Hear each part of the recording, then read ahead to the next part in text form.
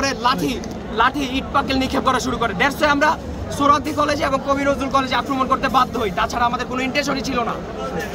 আর একটু কথা বলি, গতকাল যে ঘটনাটি ঘটেছে এই মুহূর্তে সর্বশেষ দেখলাম যে কলেজের দরংশী স্তূপে পরিপূর্ণ হয়েছে। এর সর্বশেষ কোথায় যাবে আসলে এই পরিস্থিতি? এটা আসলে বলা যাচ্ছে না, কারণ এটা বলে যে প্রতিষ্ঠান এখন আমরা আসলে ওরা আসুক, আমরা এটা শক্ততে প্রতিহত করার চেষ্টা করব। ওরা আসুক, আসতে দেন।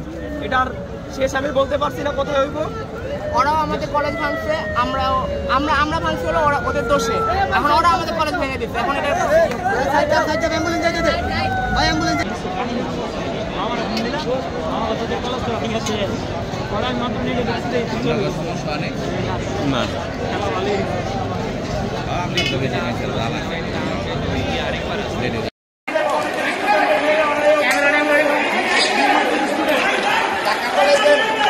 কোন কলেজের স্টুডেন্ট?